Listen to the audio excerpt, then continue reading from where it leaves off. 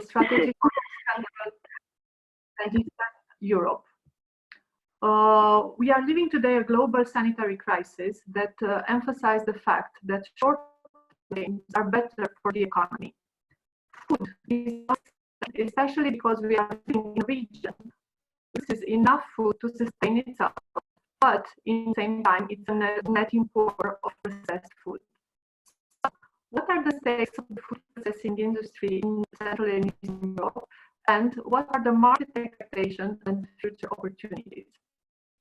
With my colleagues from the Centers of Commerce in Poland, Hungary, Czech Republic, Croatia, Serbia, and Romania, we have invited a selection of experts to cross-check local and global visions from farm to fork and share them with you this morning. But before starting the discussion, let me remind you a few webinar rules. Please ask questions and in the Q&A section, we will try to answer them directly or in writing after the event. Please note that this is a recorded event and the webinar will last about an hour and a half. I would like to start by thanking Crédit Agricole for supporting this webinar. I have by my side Dominique, head of the Regional Desk for Central and Eastern Europe. And I would like to start by welcoming Dominique and by asking him why a bank as Crédit Agricole is supporting a regional webinar. Dominique, I will activate your mic. So, hello to everyone. Good morning. Thank you for attending this meeting, this webinar. So, you know, a few weeks ago, Sanja Ivanic of the French-Serbian Chamber of Commerce contacted us, knowing that our group has two advantages, actually. First of all, our name states Agricole. And food processing somehow depends on agricultural production. Without agricultural production, you can't have food processing. Crédit Agricole, on the other hand, only for France, I'm just referring to France in that case, the total outstanding in agribusiness portfolio currently reaches approximately 64 billion euro, dispatched between 40 billion for the agriculture and 24 billion for the agribusiness. Another aspect is that we have also, as a group, Crédit Agricole, a very interesting setup in the region, being present in Ukraine, which is a bit more on the eastern part, but Romania, Serbia, and Poland. And especially Poland is the main player in the region, and our colleague Jakub OLIPRA, economist of CA Polska, will intervene later on. We support in the whole region then the local economies in all the fields of activity and have plenty of products ranging from classical financing to leasing, factoring, car financing, insurance, etc. So it was clear to me that we could not avoid supporting such an excellent initiative of the regional chambers of commerce. Even if from, as Adriana stated it before, from a sanitary point of view, the CE region has been less impacted than other regions. It has been deeply economically shaken. And we, therefore, as Crédit Agricole, value this project of widely informing the CE economical players about the situation and opening the reflection to new opportunities.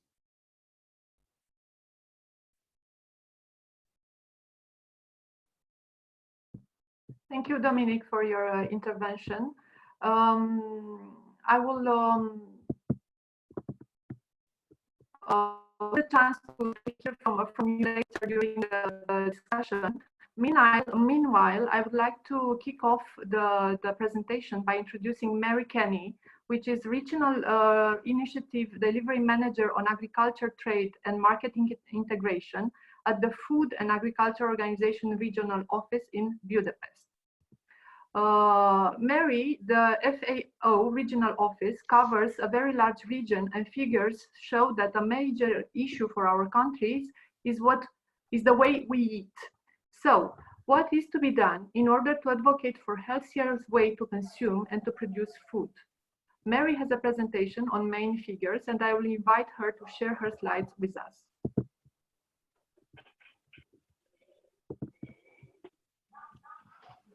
Thank you, Adriana. Good morning, everybody. It's really a pleasure to join you, and from the Food and Agriculture Office based in Budapest. Let me just share my screen. I have a few short slides. One moment. Oh dear. Got it ready? Yes. Okay. I hope you can all see this now. Then thank you to the organizers and Adriana for inviting FAO to join this interesting presentation.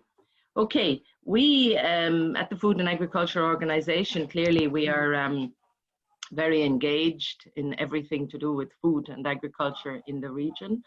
Our regional office for Europe and Central Asia does span right from the west of Europe to the east as far as Tajikistan. We cover and to the north to Russia, Russian Federation. We cover 53 countries. So obviously a very diverse region as well. Through our work to build and to support countries in the food and agriculture sector, we focus on most of our more project work or development work is focused on 18 program countries in Central and Eastern Europe and Central Asia. In this very short introduction this morning, I wanted to give a little snapshot of some of the food and agriculture issues and the context in the region. Each year, FAO prepares the publication you see before you on the slide, which gives an overview of the state of food insecurity and nutrition issues in the region. In 2019, there was a specific focus on structural transformation of agriculture, food systems, and food policy in Europe and Central Asia. The previous speaker said there is no processing sector without the agriculture sector. And yes, we are fully in line with that. Overall, some of the key messages from the last year's publication, 2019, which was pre-COVID impact issues, we see that transformation continues in the region, right across the region. Over the years, we've also seen that nearly all countries in the region have increased production and availability of more diverse foods. And with that, there has been a dietary transition in what consumers are eating. A reduction in cereals or staple foods, and a greater increase in fruit and vegetables, an increase in some foods of animal origin, in particular the dairy milk sector was mentioned, and an increase also in vegetable oils. So there has been, particularly in Central Europe and Central Asia, a dietary transition.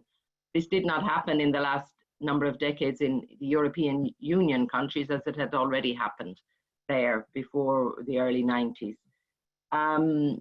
Having said this, more diverse food is being produced and available, but it does not always translate into improved quality of diets, and in particular, the challenges in our societies among those more socioeconomic disadvantaged group, and their inability to have a balanced diet and a nutritious diet is still presenting challenges.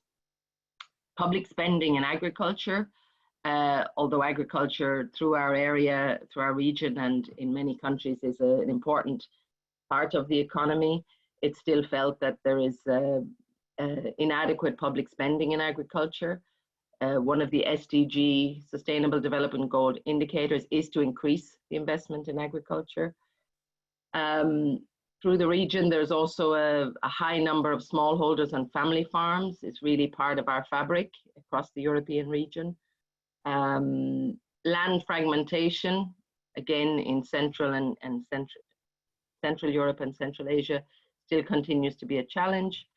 And there is also a need to continue strengthening and improving the policy environment.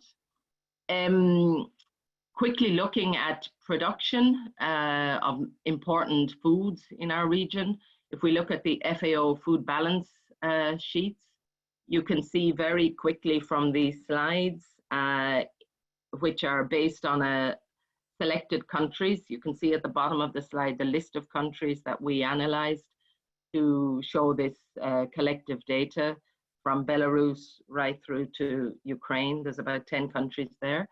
And what you can see from these slides, if you look at cereals and oil crops and vegetables and fruit, is more or less either steady or increasing production in cereals and oil crops, and also vegetables and fruit production through the region.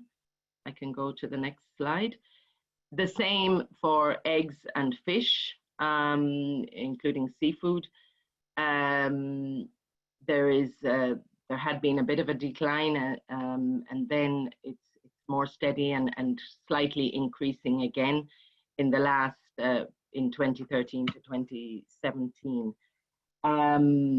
This data, is shown in tons of production as well, and the same in the meat and milk production. So overall, this shows a good picture of production, and it's important in these different diverse foods, which make up important to have a varied diet. In line with this, we wanted to show you a little bit on the global perspective, which is more recent data. This is from, because this confirms the upward trend of also showing that there, despite the current economic and health implications and the uncertainties and definitely impacts of COVID-19 pandemic, the forecast as of, this was of June, earlier this month, shows stable production and also stable trade and good availability of stocks in wheat, maize, and rice.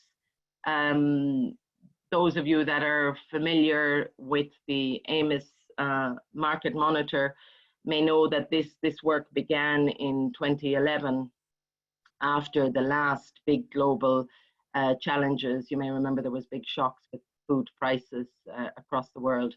And following that, the G20 Ministers of Agriculture meeting requested FAO and a group of partners, including WTO and UNCTAD and other important partners, World Bank, to put a lens on and monitor production, but also trade and stocks and reserves of 4 important commodities: wheat, maize, rice, and soya beans. This bulletin is produced monthly, and I've included the link there, but it is really a wealth of information in terms of understanding stability or any possible shocks, and therefore impacts on prices as well. Of course, this is a global picture, and of course there are local differences, and countries, particularly now in this time of COVID impacts, need to continue to assess their situation very, very closely. In the European and Central Asia region, we are closely watching the south of Europe, impact of droughts. The harvests in 2020 or 2019, early 2020, were good and secure, but some countries are concerned also of the next harvest and planting seasons. Challenges with import of important inputs for agriculture, and there's also challenges with price, commodities, and fluctuations. two more slides just to complete. I mentioned the improvements we've seen in diet in the region. This is definitely true. If we look at the overview of our region as a whole, undernutrition is hardly an issue anymore. Lack of calories, lack of diet, lack of adequate food. There is a prevalence of severe food insecurity in some countries still, but it is far less. It's 1.8% of people in 2018, whereas the world average was nearly 10%. So it's still a problem in some regions, but definitely this is improving throughout the region. Where more of the challenge seems to be is related to what's termed moderate food insecurity. And we can see in the third bullet there, 15.8% of people in Western Balkans and 6.7% in the European Union are classified as suffering from moderate food insecurity. And this refers to more difficulty in the quality and the variety of our diets, also the safety issues, and in some cases also fearing not having enough meals in the day. And the other big issue in our region is the obesity and overweight problem, which is growing, which is increasing, and in fact has the prevalence of adult obesity was also higher in many of the countries in 2016 compared to 2010. So it is exponentially increasing also. Part of the solution, all of you working in the processing sector in the private industry, really are focusing on improving food production, food availability, diversity of products. We need to see continuing investment in sustainable food systems to address the growing overweight and obesity epidemic and some pockets of undernutrition in certain countries. Sustainability, we're talking about environmental, social, and economic aspects. We need to see all of them trying to work in tandem with necessary trade-offs. And don't need to tell you, the private sector plays a key role, and also the consumer in terms of influencing our food systems. Continuing to do this, there are, at a global level, FAO has worked with member countries on a number of areas to try to shape and improve investment in food and agriculture, principles for responsible investment in agriculture, and also the OECD guidance there you see, which is more specific to food businesses and companies, and having responsible and effective and efficient supply chains. On the last slide there, I include, sorry, that was very quick, but I included some of the key references, and including FAO's work in the region on working with countries also to assess and respond to impacts and the reality of the COVID-19 pandemic also in the food and agriculture sector. Thank you very much, Adriana. Thank you. I can stop my video, which will take. Thank you, Mary, for your presentation. I hope we will have you with us for the conclusion in a few moments. Meanwhile, I would like to introduce Mr. Jakub OLIPRA, economist in the Macroeconomic Analysis Department in the Polish subsidiary of Crédit Agricole. And Mr. OLIPRA prepared us some slides on the main trends in food processing sector in Central Europe in times of COVID-19.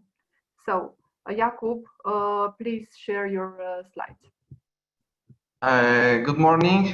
Thank you, Adriana, for this short introduction. As it was said, I work as an economist at Crédit Agricole Bank Poland, where I am responsible for the analysis in the field of agribusiness.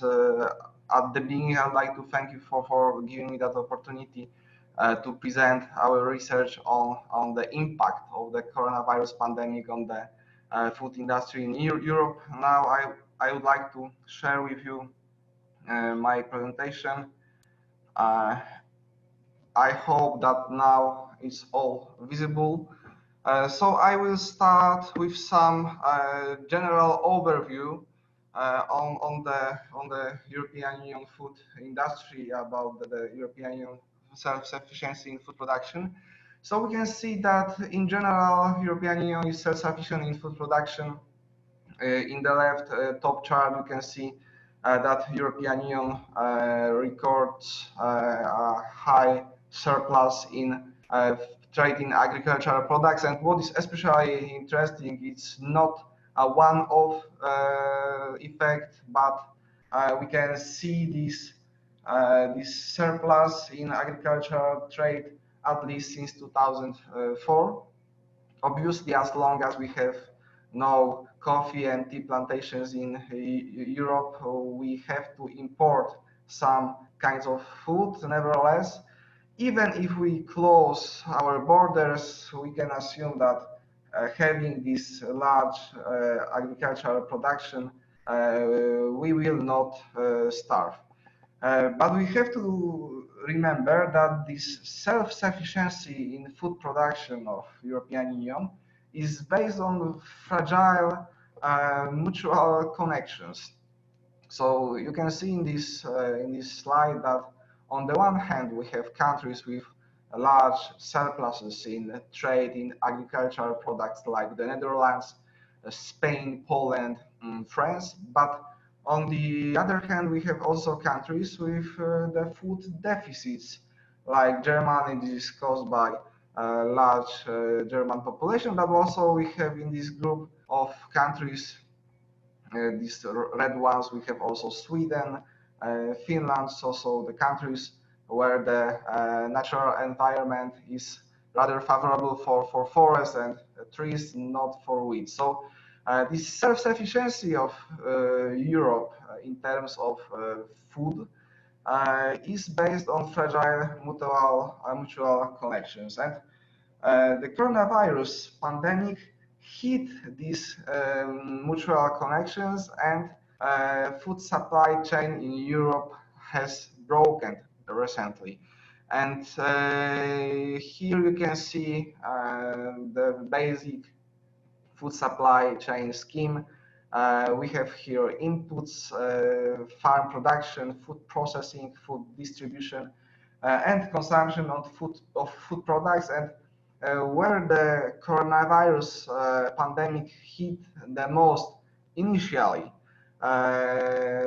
was this last part of the food supply chain.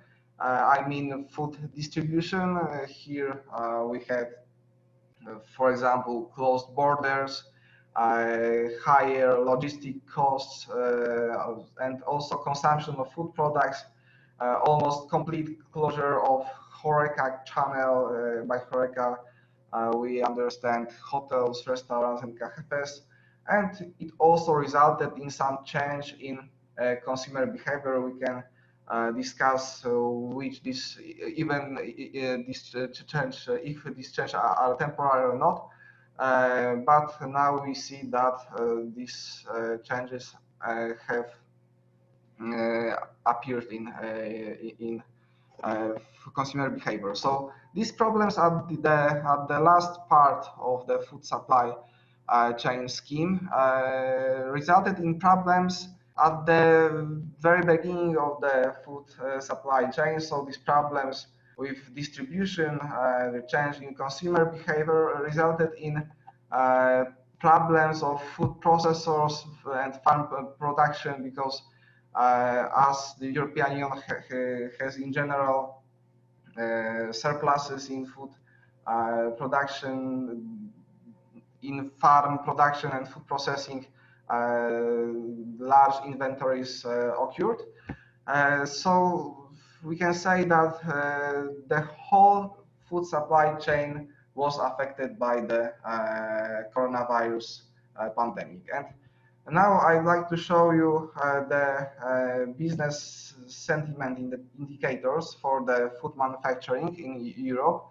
In the first slide, you can see data for all European Union countries. The next slide would be the same, but for the region, not only European Union, but also countries from the region. We have 4 indicators here: production, orders, export orders, and stocks of finished products.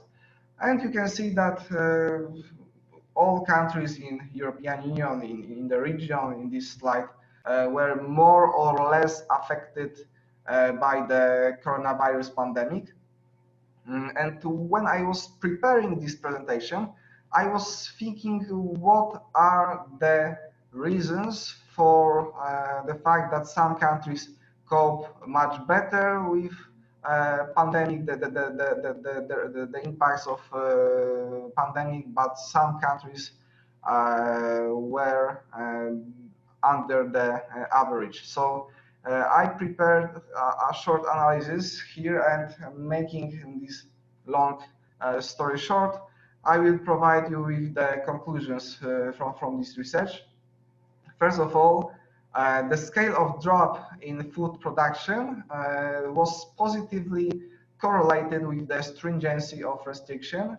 The second conclusion, that the scale of decline in new orders was positively correlated with the share of HoReCa channel in spending on food products. And the last conclusion, the scale of increase in inventories of finished goods was positively correlated with the export exposure. In my opinion, this is the most interesting one.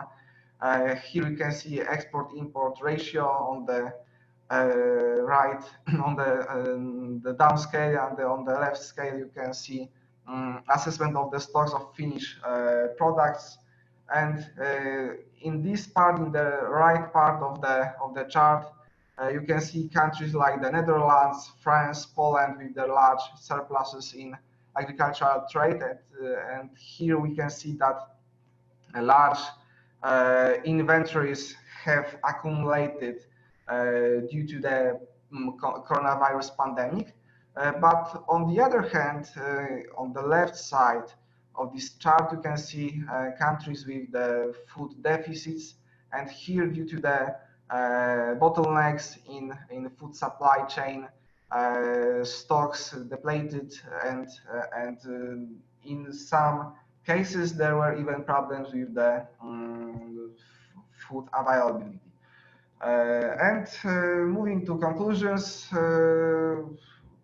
about the current situation, you can say that in general, a wide-ranging drop in food production was observed in Europe, also in region, and in the countries with surpluses, it was accompanied by increase in stocks. Obviously, pandemic resulted in breaking the food supply chains in Europe. And these 3 conclusions from my research are that the impact of COVID-19 on food industry, in particular countries, depended on restrictions introduced by governments, their export exposure, or the structure of food consumption, with a special focus on the HoReCa share in the food consumption in particular countries. And as far as prospects are considered, in the next months, we will see a gradual recovery of food industry in Europe, together with the easing of restrictions and increase in general economic activity. And it will result, obviously, with the reestablishment of food supply chains. And also problems, I think that is the most maybe dangerous prospects, that the problems with the food security during the most severe phase of COVID-19 pandemic might trigger some tendencies of protectionism in both food deficit and food surplus countries. And also some change in consumer behavior may be expected. We can discuss if they will be shortly, but now we can see that we consume more food at home. HoReCa channel may be some kind affected, at least in short term. And I think as we are concentrated on food industry, that the majority of companies will modify their strategies due to the coronavirus pandemic, putting more emphasis on stability of their outlets and securing the supplies. So this is all of my presentation. Thank you for your attention. And if there are some questions, I would like to obviously answer them. Thank you. Thank you, Jakub, for this interesting presentation. There are a lot of questions from the participants regarding the inputs that you and Mary gave. We will share the presentation with you after the webinar. Rather an optimistic point of view and the perspective of recovery out of the research that you presented. I would like to start now the debate and the roundtable with the experts that we have invited. And in this debate, the angle that I invite you to discuss is how the food industry is an opportunity for the Central and Eastern Europe. We would like to follow the value chain from the farmer to the consumer, basically. For art,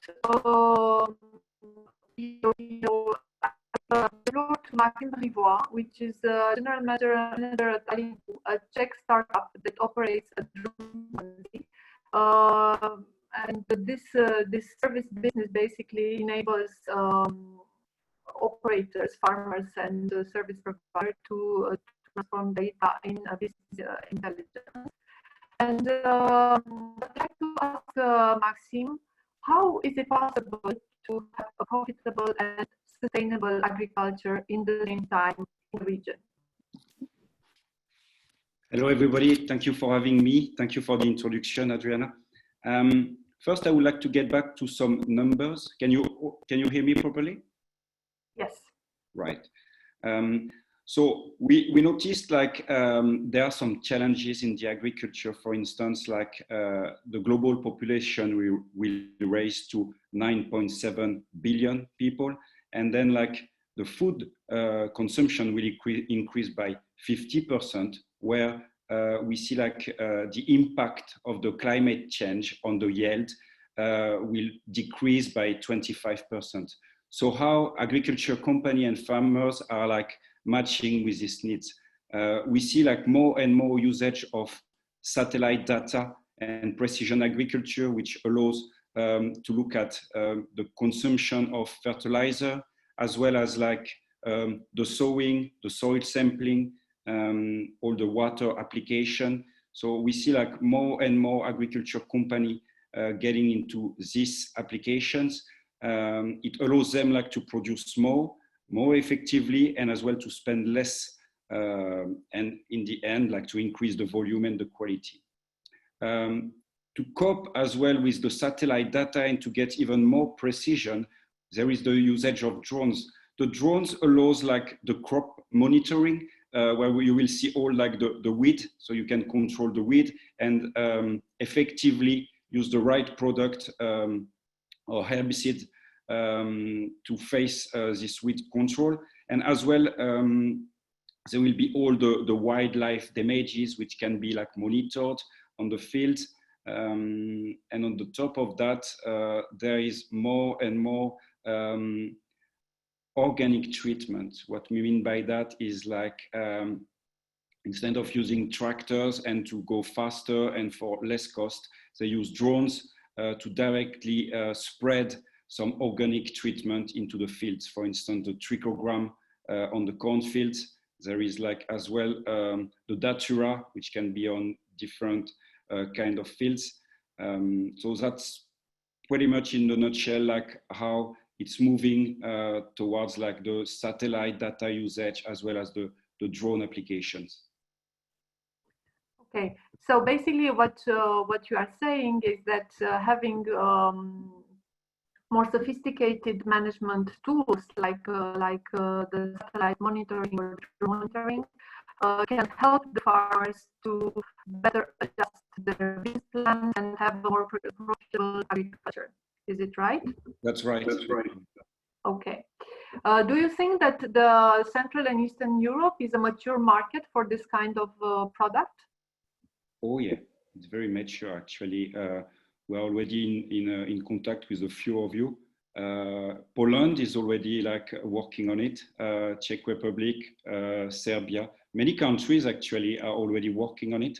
And we see like as well like the agriculture company embrace the change, and that's very important. So we see like some maturity like from like the technological point where like the application now are ready and they are able like to support the agriculture.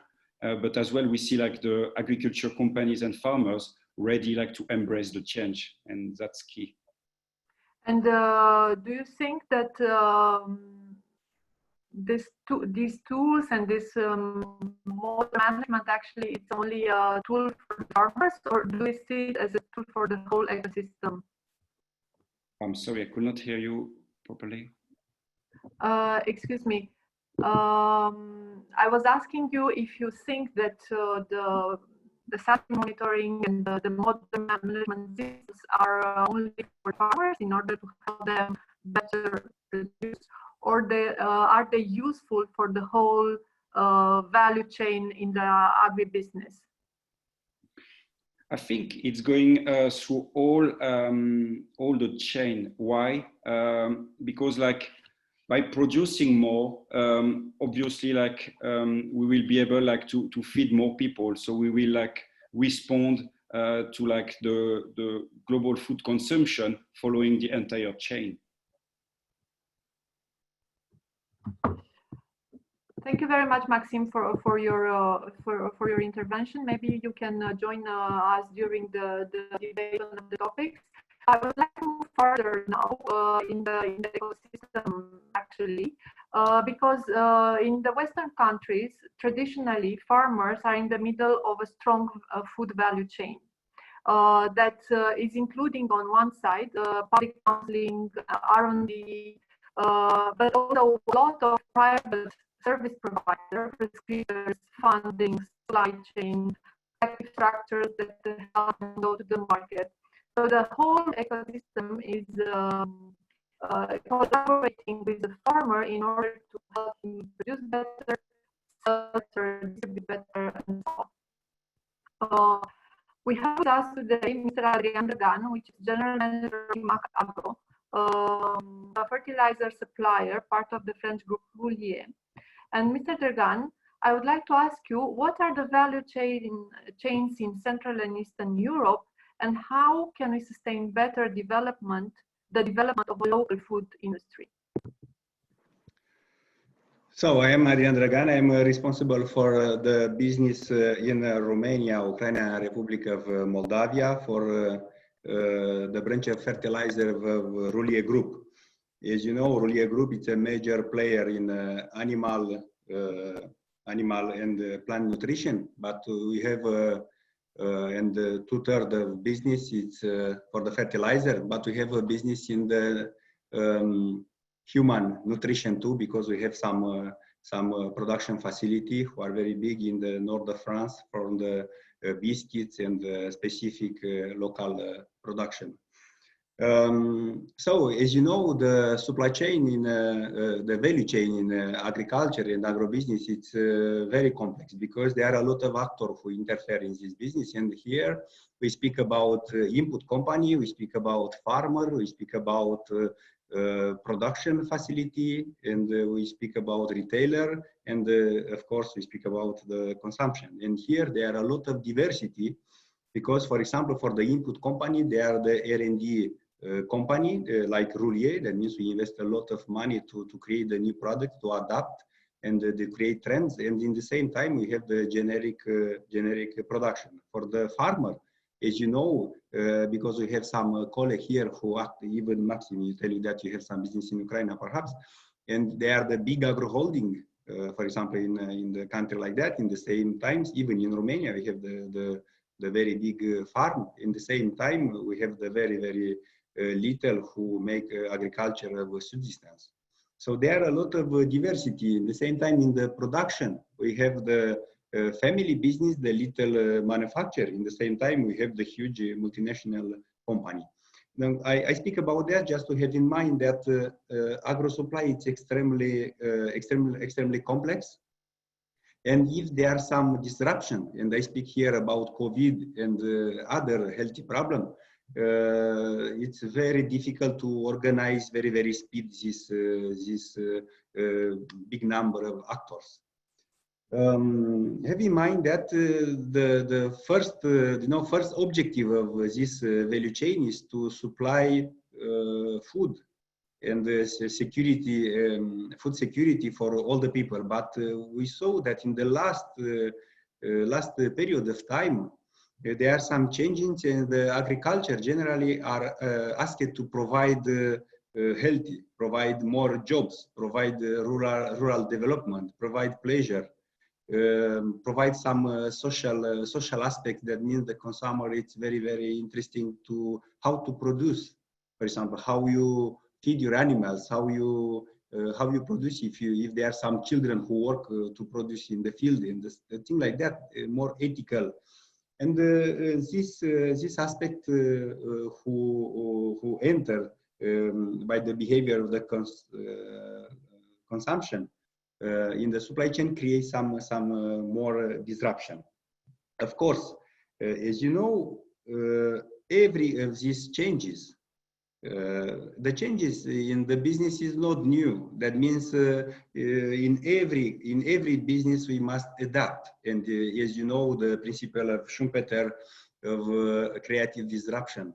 Okay, but we think that in the last period of time there are a lot of exigencies and a lot of changes who make a lot of pressure in all the actors in the supply chain to change. And of course, in this, if there are changes, every time there are some people who earn, and in the same time there are some people who cannot profit of this changing. And I think for the next period of time, all the company who make a lot of investment to adapt, to make research and development, I think can be the company who can earn with all of exigence.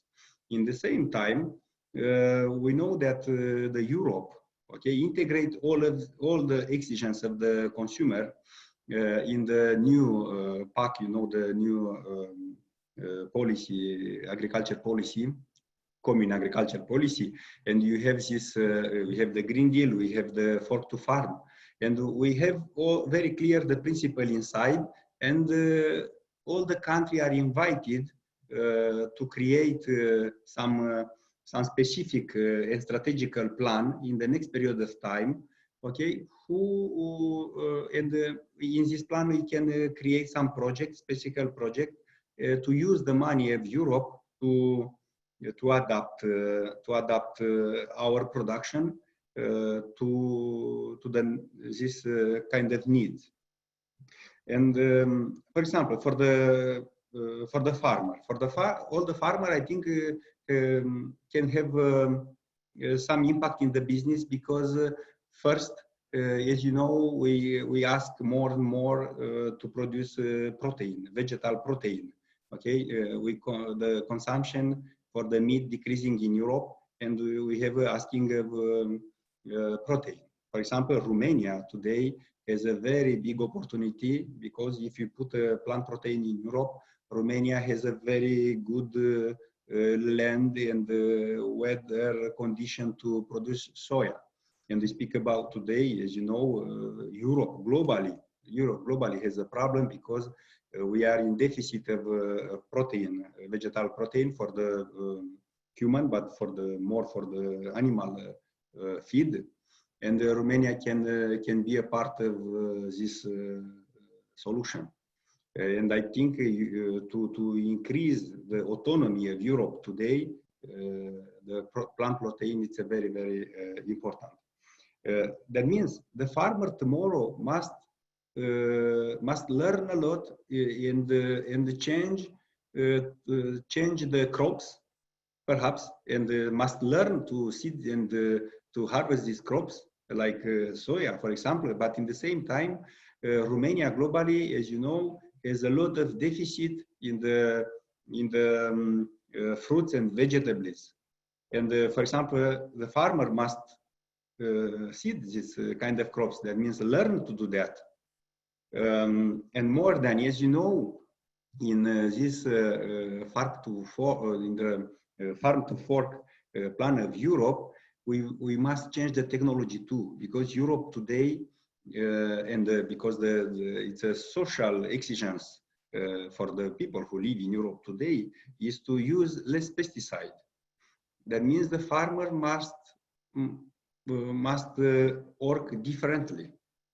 And for example, another trend is in the bio products. You know that in Europe it's a very it's increasing with 20-30% per year the consumption of the bio products.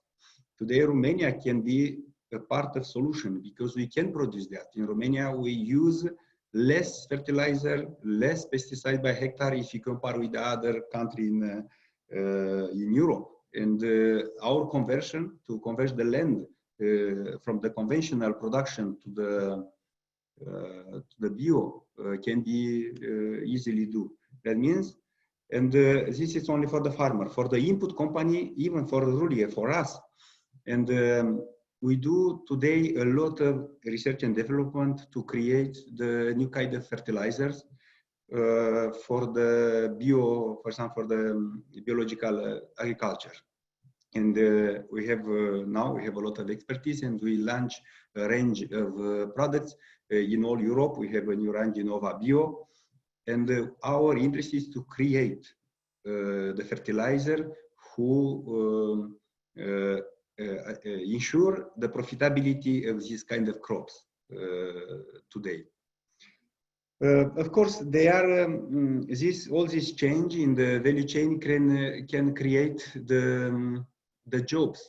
As you know, in Romania today, we have 40% of the people who live in the countryside. That means work in the countryside, and the job are not so good paid. And the people there are a lot of people who are poor. And I think that all this change can be an opportunity for Romania today to invest more in the village, in the rural development, to create a little business, family business there, and to give the opportunity for the local people to stay there and to be more, to earn more money, to have a better life.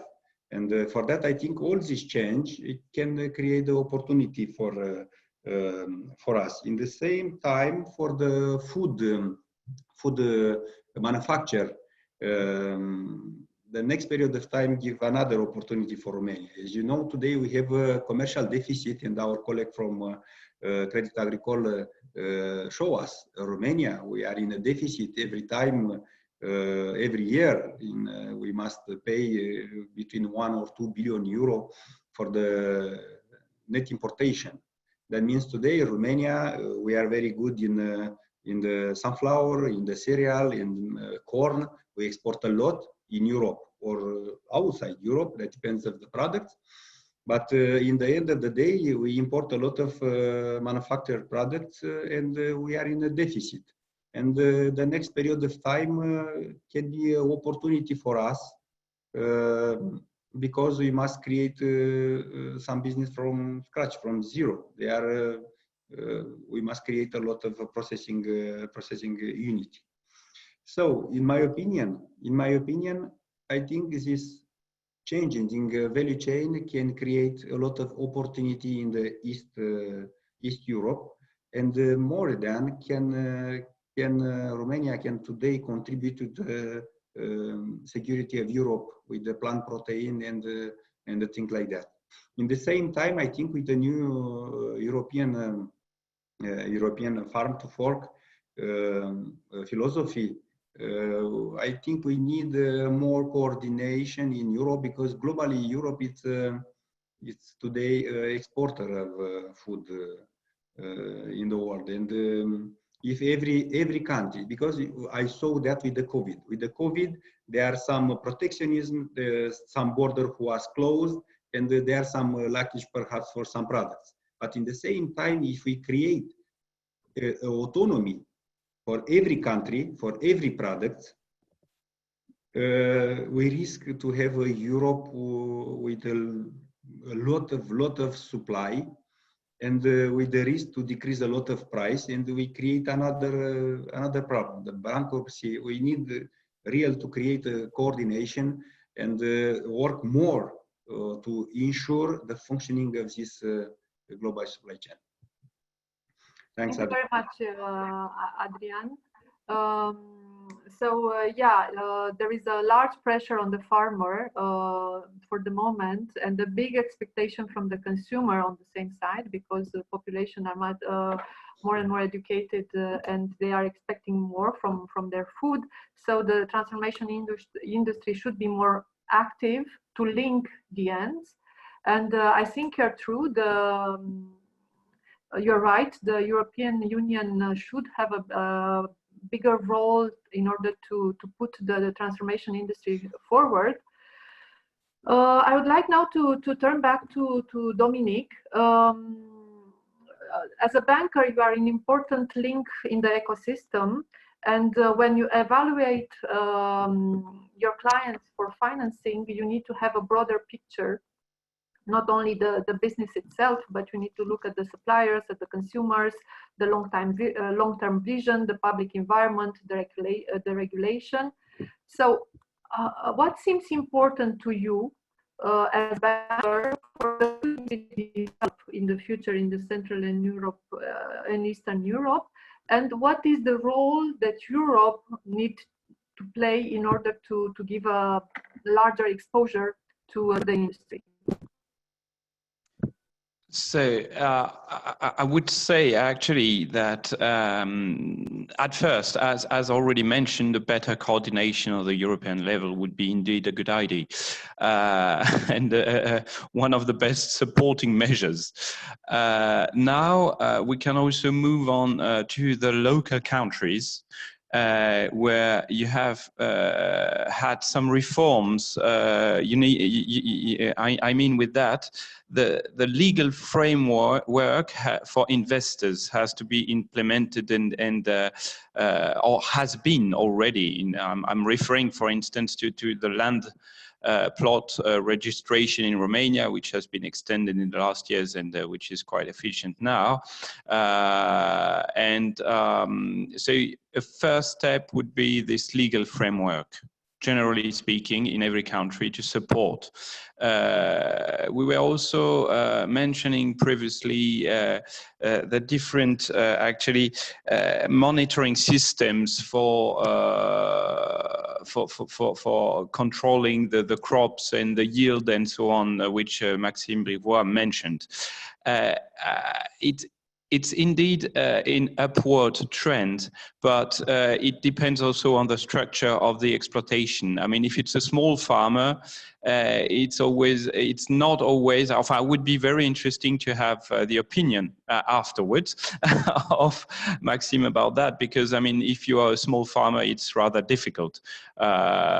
It's easier to implement some solutions for larger cooperatives or larger farmers with several thousand hectares and so on, or at least a minimum of hundreds hectares. So that would be just a preliminary remark. Sorry. Subsidies are always welcome in any case in the region, even if it's not really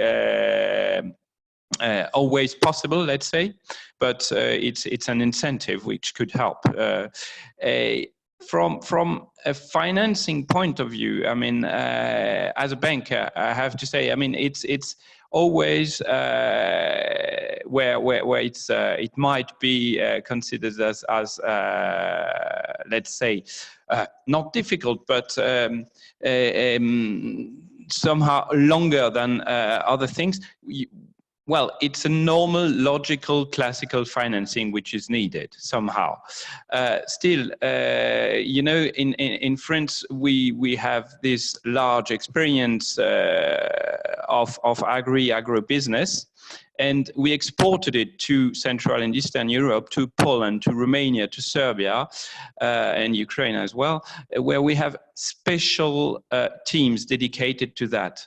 And that's a very interesting issue because, I mean, we have specialists like Jakub and so on, who are ready to help the different customers in the region to improve, because we have a clear view of the yield of a field we can analyze, and we have this very precise view of all these issues, which are very important. And these teams are also publishing different reviews on a regular basis, which could be also a mean to get informed about the situation and to move on and to go better equipped to the bank in order to get the financing. That's an issue. Of course, there is the import-export aspect as well, which is also supporting investment. I mean, from a banking point of view as well, I mean, the trade finance operations can be done, I mean, to securing the payments. That also is an element which has to be mentioned. And all that allows actually, I mean, to include the whole chain, from the farmer to the distributor via the processor. As to the second aspect, let's say how to enforce this chain of production. I mean, actually, we implemented a while ago with the support in France, the Agilor and Kappa Pro solutions, which are subsidized all-in offers, financing offers. And there is this possibility to be studied, but without subsidized, because it's not subsidized in Central and Eastern Europe. We have that possibility of coming with let's say, for instance, the distributor of seeds, for example, onto the field to the farmer, and altogether we established how much will be needed for the season, for the whole campaign. And afterwards, after 2 days, after having seen the exploitation, the farm and so on, and the potential, we are in the position to issue an offer, a financing offer, which is really exact and precise and adapted to the situation and the needs of the farmer. So this is an example what we can be thanks to the teams locally. So this is a kind of supporting the investment in the agri-food business, because we know all these actors and players and have that possibility to intervene then. It's the case in Poland, in Romania, in Serbia. It's a kind of end customer financing in the agri sector. And well, let's say, I mean, all the profiles are to be considered, either greenfield project, let's say, or established companies. It only has to be analyzed and checked up. That's do you see any specific sectors of transformation that are emerging right now from your financing perspective? Do you see a new or larger demand for a specific sector? Actually, I mean, the different sectors, I mean, well, there are plenty of things to do everywhere. So it's always very interesting to have as well. You know, I mean, in the milk production, there are big needs. I'm referring to in Romania actually to a customer we supported in the past. He came with let's say 10 cows. About 10 years ago, and has approximately about 800, or I can't remember precisely now, and is one of the main producer of Danone, who comes regularly on a daily basis to pick up the milk. So this is an opportunity in any case, because the production is needed on the production side for the processing side afterwards. So this is also an aspect. We had the example of the crop efficiency, which is rather interesting as well. There is plenty of potential in this area as well, because in any case everyone is winning. The farmer as well as the processor afterwards, receiving a good, how do you say, a good quality. There is another aspect also, maybe the development, it's still it's still increasing, but the development of lager stockage to develop the stockage of the goods, of the crops and so on, might be a possible development as well. And it was highly interesting to see that the auto-sufficiency within the EU is given, indeed, but not in all the countries. So to make the moves from one country to the others would be also, which means trade, might be also an incentive in this case, an opportunity to develop. And do you see anything emerging in terms of needs for traveling? There's a local recipes. It will be a topic that will go more with the retail and the transformation speakers. But in the financing side, do you have opportunities now? Financing side, for which sectors? Sorry. For what we call the local recipes and geographical indicators, so that the locally produced products based on traditional recipes or things like this. Well, I mean, it depends, of course. I mean, you have also this regionality of the products, which are also always interesting. It's a bit also referring to shorter chain of supply. There is support from the EU for establishing these IGP and so on, indications géographiques protégées, enfin geographical local recipes, and there are several support programs. This I prefer to let the words to the specialists in that case, because I'm not that, let's say, I don't know all the possibilities, but our colleagues within the regional, the local Crédit Agricole Bank would be able to comment a bit more on that, our agri specialists. I would suggest to continue now the journey of the food processing and to move forward to the transformation, to the processors, basically. We have today with us Mr. Marko Maric, which is Executive Director for Western Europe and overseas for Podravka, a business that started from Croatia and produces today more than 1,000 products sold in 60 different markets. So, Mr. Maric, what are you actually producing right now? How do you work with the farmers?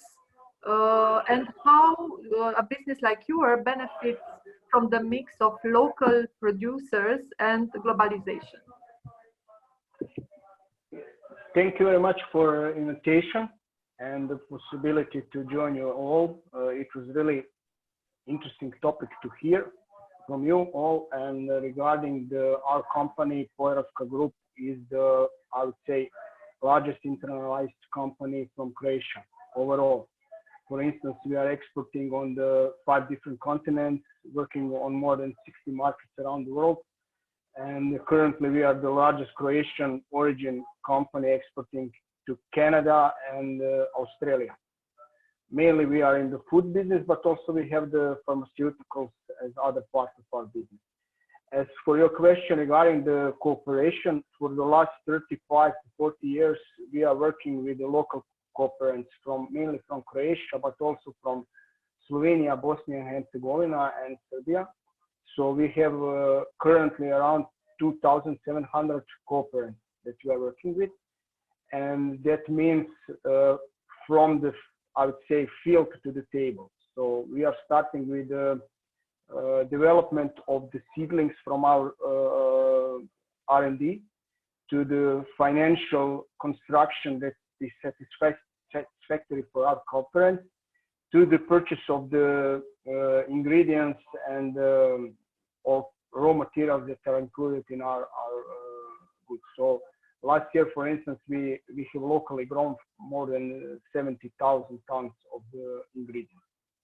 So this is one part of your question. So as we see currently, we had pretty much big disruptor through the last COVID crisis. And I've seen that some of the questions that are mentioned for the people are watching this webinar are related to the consumer trends and the consumer behavior. I think this is the main topic that needs to be discussed, since this is significantly changing in the last, I would say, 3 to 4 months. As for the trends that we are seeing regarding the route to market, or the question, the final stage of the development or the last mile of distribution, of course, the technology is something that is coping really good.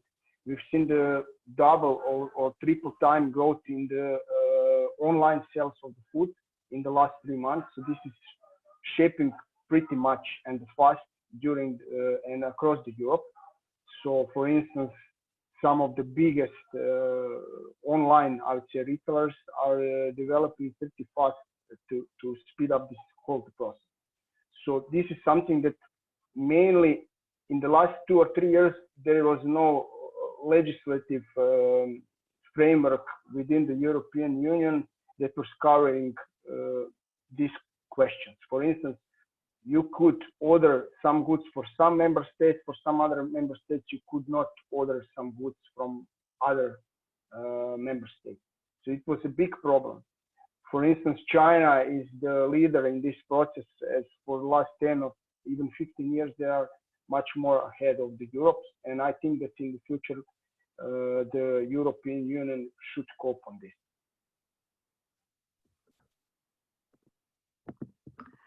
Thank you very much, Marco, for your intervention. Last but not least, the consumer, as you already have said. So basically, all this supply chain, it's targeted to the consumer. And we welcome Mr. Christophe Rabatel, CEO of Carrefour Polska. Carrefour, a family business 60 years ago, which is running today more than 11 million transactions daily in more than 30 countries worldwide. So what does local transformation represent for Carrefour, especially in the Central and Eastern Europe, where we can witness an acceleration of the income, a sophistication of the consumption, but in the meantime, a harsh competition. So Mr. Rabatel.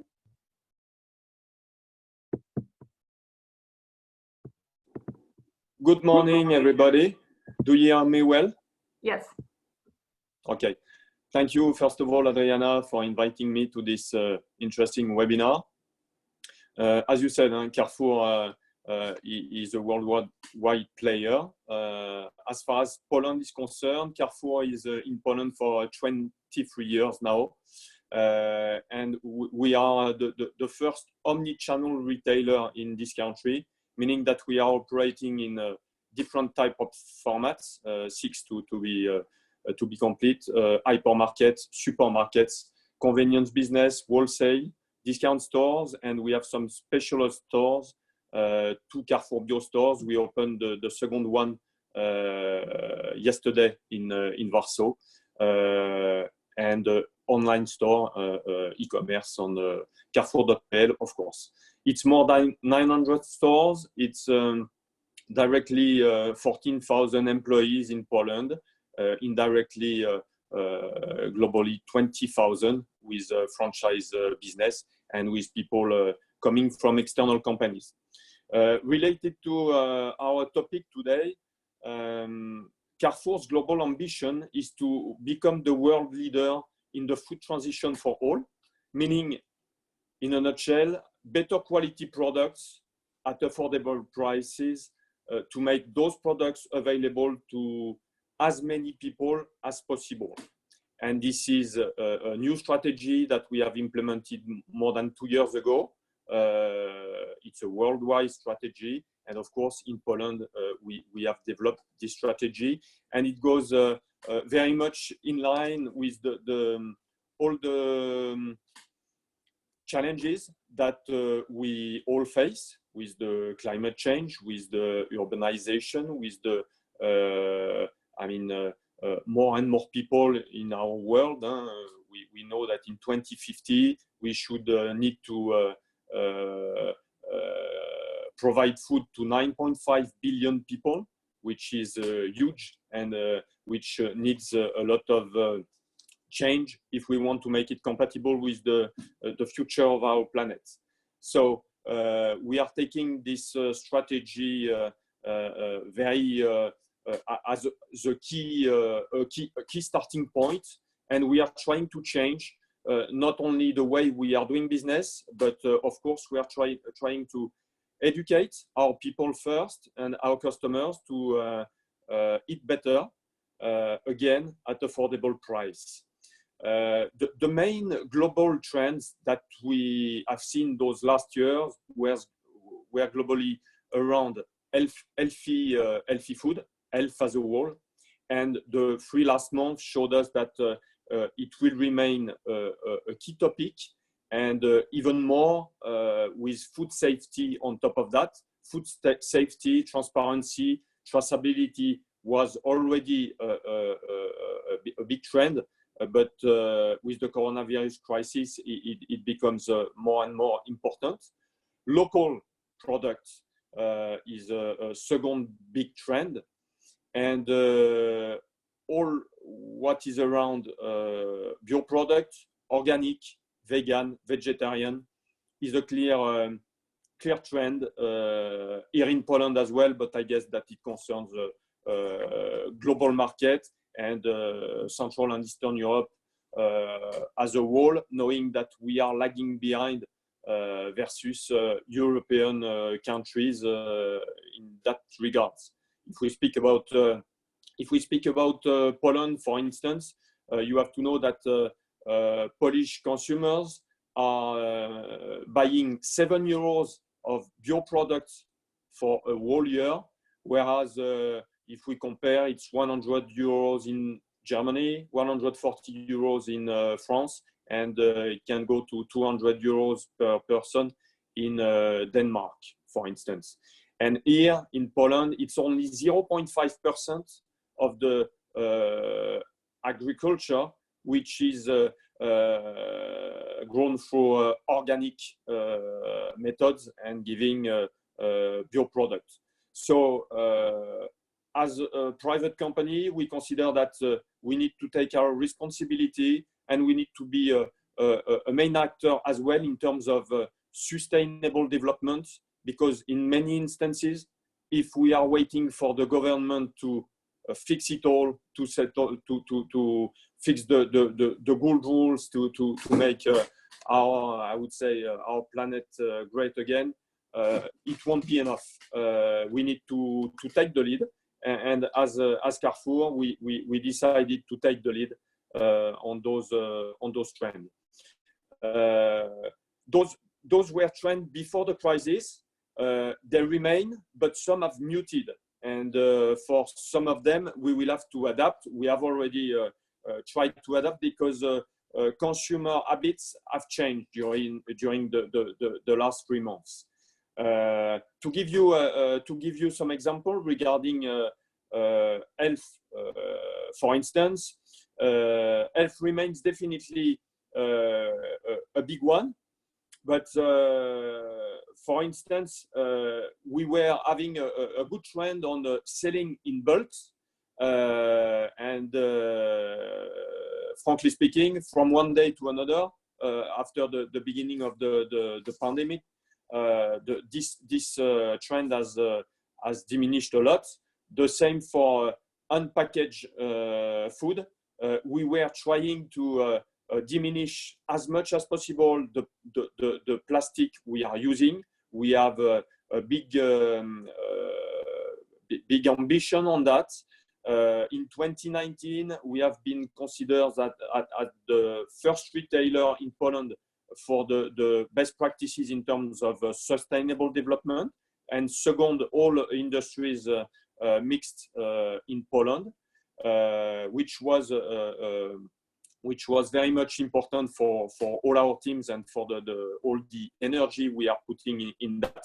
But unfortunately, this crisis has changed a bit. Regarding plastic, we were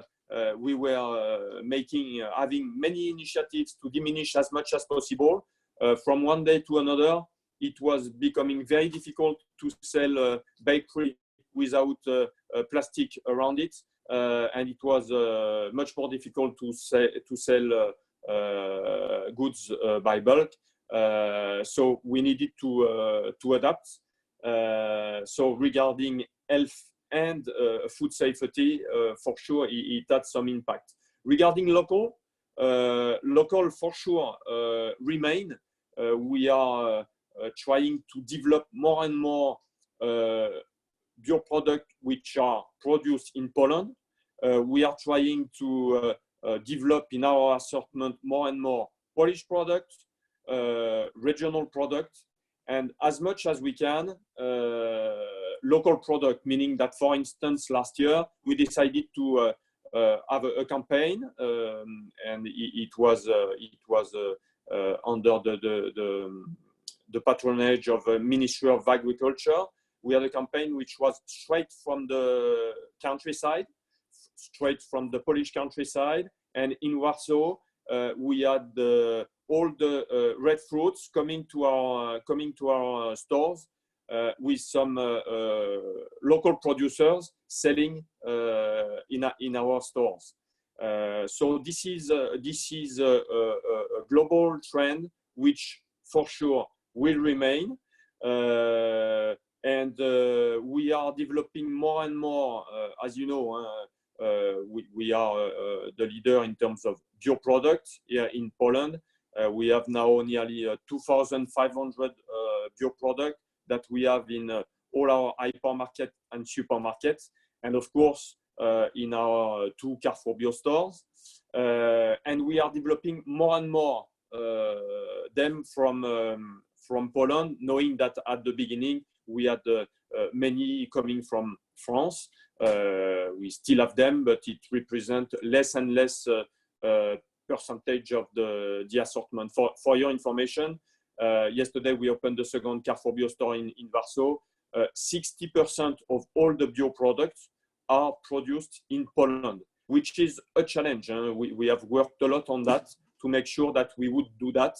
And for your information, last year we not only we took the initiative to launch a coalition for bio development of bio farming and bio nutrition in Poland, with association of bio producers, association of bio consumers, SGGW, which is the University of Life Sciences in Warsaw, and again under the patronage of Ministry of Agriculture. And we worked a lot with this bio coalition, knowing that a big part of it is education of consumers, to make them know why, for health of our people, for health of our family, for health of our clients, consumers, and for health of our planet, it's much better to have more and more bio products. And the way we are doing it, we are taking more and more additional people, some banks, some food processors around the table to make it bigger. And we distribute as well grants to bio farmers in order for them either to convert from traditional exploitation to bio exploitation, either to help them develop their bio farm when they have already converted. Last year in Poland, it was more than 800,000 that we have distributed in grants to those people to accompany them in this approach, knowing that here in Poland, in the last 5 years, I mean, between 2013 and 2018, we have lost 7,000 bio producers in Poland. We were having 27,000 bio producers, bio farmers in this country in 2013. There were only 20,000 at the end of 2018. So we need to really react on that. And then the trend that I was speaking about regarding organic, vegan, vegetarian is very much in my opinion, medium long-term trend for sure. The challenge today is that with the crisis, with the anxiety of people regarding the future, purchasing power decrease or anticipation of decrease, they are more and more concerned by the price, which was always the case in Poland. But here we see that bio, vegan, vegetarian trend, which were much higher than the others, are still much higher, but often it has the gap between traditional consumption and bio consumption, for instance, has decreased a bit because price is becoming the first element with convenience stores. So we need to find a way to make it happen. And as far as Carrefour is concerned, we speak about democratization of bio, and we need to make bio affordable for most of our customers. And this is the reason why we try to set fair prices to make sure that all the chain is gaining its share. It's not an easy task, and to make sure that the customer find it affordable, and when it see the report between health, quality of product and price, they say, yes, let's go. And this is what we are doing at this point in time. A few last point maybe. You have to know that before the crisis, 75% of Polish people visited at least 3 stores before the pandemic per week. After during the pandemic, after the pandemic, 77% visit at most 2 stores during the pandemic and just at the exit. And if we speak about convenience, 60% of Poles visit the closest store and don't go anywhere else, which is which constitutes a big challenge, especially for companies having big formats like hypermarket or having stores in shopping malls. This is what I can tell you to start with, and very happy to answer to all your questions. Thank you. Thank you very much, Christoph. I mean, I think you pointed some very important challenges for the future of the transformation industry. And part of the solution might be the innovation. So this is the closing question that I'm addressing to all of you, and I invite to answer those of you who are willing to pick it up.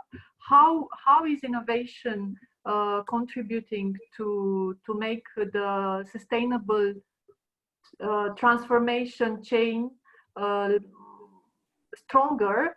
And is it the trend that it was impregnated by the COVID-19 irreversible? I mean, the short local chains, value chains, is this irreversible, or the tendency will be reversed? So just the final consideration from every one of you. Thank you very much.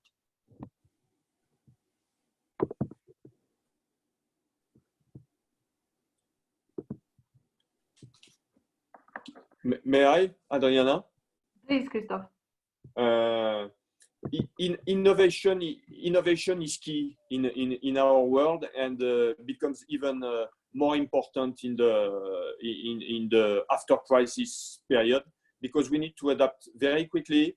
We need to try to help our people feel safe, and as a retailer, we have been treated safety and security of our people and of our customers as a first priority for more than 3 months now.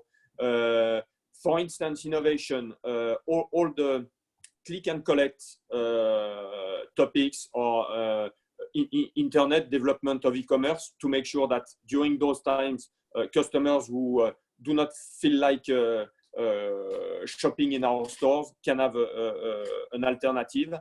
For your information, in 6 weeks, we have been able to develop the click and collect in all our hypermarket and supermarkets, whereas in 1 year from now, I guess that our people would have looked at me saying, but it's just not possible. But during this time, all the people in our home office were working, I mean, all our people from headquarters were working from home, and it has incredibly increased creativity, agility, and we pushed even more innovation than before. Click and collect is one. We pushed as well what we have, scan and go, to avoid any kind of interaction with the cashier line, with checkouts. So you scan your product in the store, and you pay online, and you go out of the stores. So all that kind of innovation, I mean, will ease the life of our customers, and will make us more agile if, for instance, COVID-19 is coming back with a second phase, which is a possible scenario, as we know. And I guess that anyway, we will have to learn to work and to live with that kind of viruses, pandemic. So we all need to get ready for that, and to work with innovation. We have as well launched, it was 6 months ago, a bit more, it was early December, a Carrefour Express 24 hours a day, 7 days per week, without anybody in it. It's fully automated. It can be an answer as well. And of course, we are working with very good Polish startups like Synerize for artificial intelligence, to try to have more personalized marketing, more personalized advice to our customers. And I guess that it will constitute the future of our global business. Thank you, Christophe. Maxime, maybe just a few words. Adrian and Dominique for the conclusion. We have 2 minutes for all this. Thank you very much. Yes. So for our business, because we are in this in the input business, because we are the producer of fertilizer, and I think the innovation is extremely important, because as you see, all the participants in this meeting speak about bio products, and have in mind that today, with the technology that exists, and till today, not all the farmers who make bio products are pleased with the profit that do. That means we must create in bio today, as Christophe tell, a business where all the people are interested to do. And for example, for the fertilizer, we must create the fertilizer adapt to this kind of exigence. Okay, this is one. Second, have in mind that in the crop protection, we have a lot of debate today about the crop protection products. Okay, there we must invest a lot of money to create the products, okay, who respect the environment and the exigence of the consumer. And for that, Roulier Group invests a lot in research and development center in Saint-Malo in France. And more than what we have, because even Christophe tell us that organize association to educate the customer. In the same time, today, if we want, imagine the farmer are, a lot of farmers are the very conservative people. Okay, even, I don't know, but in Romania, you have the people who has more than 50 or 60 years, and the owner of the business are very, very conservative. In this case, we must make a lot of effort to educate the people to make this transition between the conventional agriculture till the bio agriculture. And for that, we have, for example, in Romania, we have a sales force who are able to visit 10 farmers. Every people in Timac visit 10 farmers per day, and that means we make 1,000 farmers per day, if you want. That means in Romania, 70% of the surface are worked by 10,000 farmers. That means we invest a lot of money in the social aspect, in the consultant in agriculture, okay, to convince and to have this, you know, to this force and knowledge to convince and to give trust to farmers to invest in this kind of business today. But there are a lot of investment, a lot of effort, because you ask Dominique from Crédit Agricole what for the financial aspect, to create such sales force and commercial force and with the technical advice cost a lot of money. And I think this will be the challenge for the future in the R&D, for the research and development, and after that to have the consultant to make possible this kind of transition. Thank you very much. Maxime? Yeah, thank you. I just would like to answer to Dominique, who was like asking a question previously, and that was a fair point, Dominique. It is very unusual that the farmer or agriculture company use directly satellite data or like order like some drone services. This is mainly coming from either like cooperatives, from like fertilizer distributors, from like financial institutions as well, who are offering these services to their customers. That's mainly how it works. And then about the new technology, we knew it will come, like using the drones, using the satellite data into the agriculture sector. The COVID maybe pushed a bit to have it faster, but we knew it will come and we know it will be sustainable. More technologies are coming, and we just need to make sure like we use the right technologies for the right type of agriculture. Thank you very much, Maxime. Dominique, the final word. Well, I think, I mean, we've covered plenty of issues which were highly interesting, and I do thank you in the name of Crédit Agricole for all the participants. There would be just one you know, it's a kind of final word where we were talking about innovation, but we are talking about life, about the essence of life. Growing crop is not, or at the beginning, is not only let's say innovation. It's the very basis of the life. And so we have this conjunction of the life, of the basics, and of innovation, which are get together. It is the only solution, actually, I mean, to move forward. And we have that possibility with innovation to make things easier, better, maybe, and at least more efficient.